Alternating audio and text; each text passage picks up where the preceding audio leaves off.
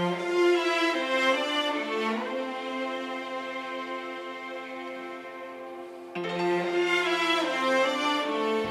there, my name is Richard Ellis and welcome to Fraser Heath. And welcome to this, the first of a two-part video series where we're going to look at your obligations to your employees under the Auto Enrolment rules.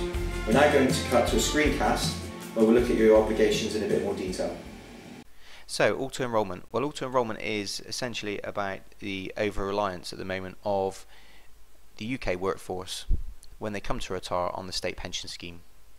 With the lack of savings culture in the UK, the government have deemed that the employers should be doing more for this, and to that extent these rules have been launched so that an employer will have to provide a workplace pension scheme for its employees. They have to pay a minimum prescribed contribution for those employees and automatically join them to the scheme. So when's it all happening? Well, your start date for the new rules, or your staging date, will be between October 2012 and October 2017. The start date specific to your company will depend on the number of people you employ or number of people in your PAYE scheme.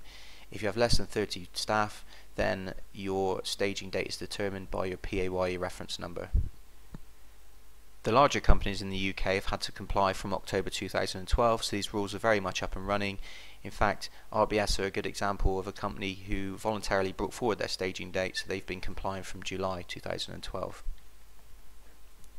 Another key thing for employers to understand is the cost to the business of adopting a workplace pension scheme and making, as I've said, the minimum prescribed contribution for their staff. Well, essentially the scheme will have to be qualified based on a minimum contribution for members. The total cost will depend, and the definition to use will depend on the shape and the size of your workforce, but we'll come on to that more in episode 2. Just like the start dates for these obligations, the minimum costs are phased in over a period of time.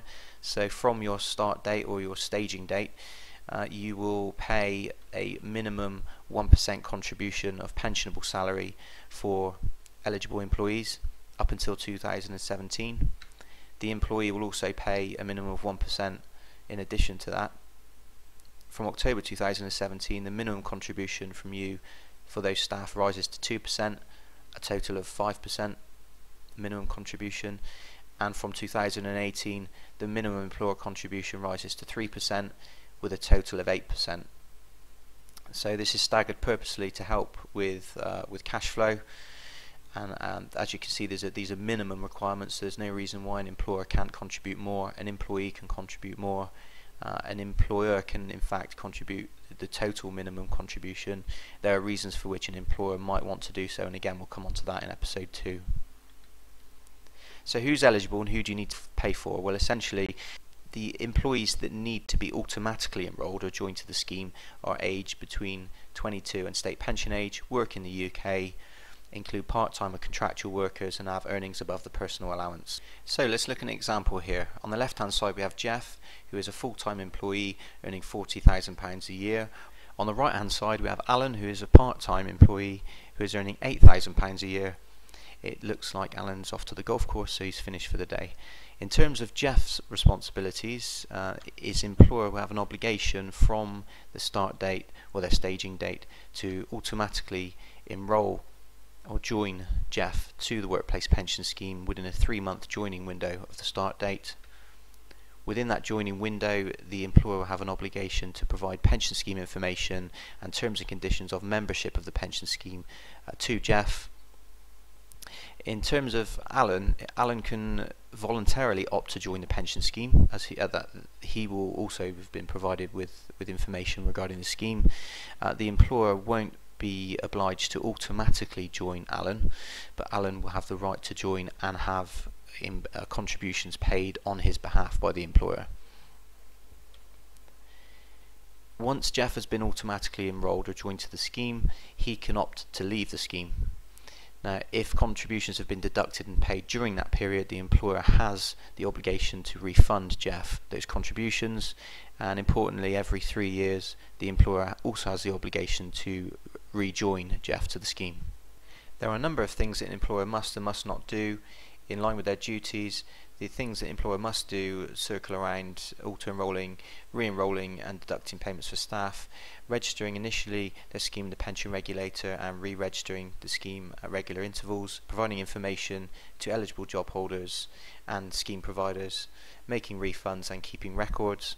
An employer must not be deemed to offer advice, discourage membership in any way, give job holders the opt-out form to leave the scheme, encourage opt-outs, or use any form of prohibited recruitment conduct.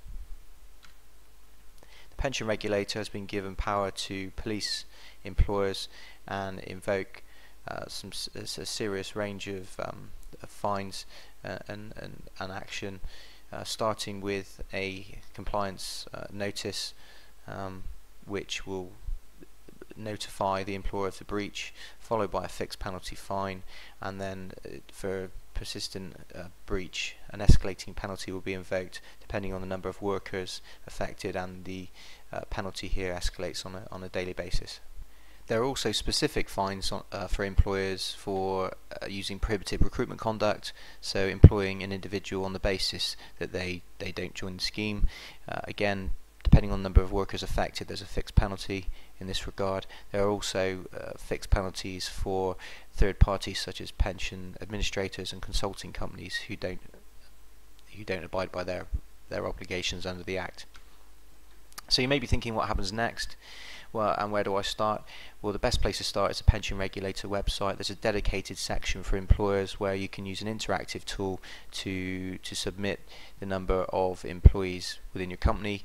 You'll then be given your staging date, and another great thing to do is to speak to your accountant to understand and plan for the costs, even if that start date is a couple of years away. It makes perfect sense to start budgeting for costs now. Please do look out for episode 2, in which we'll be explaining a little bit more about how Fraser Heath can help and how we've built some practical solutions to help employers face their needs and obligations under these new rules. Many thanks for listening.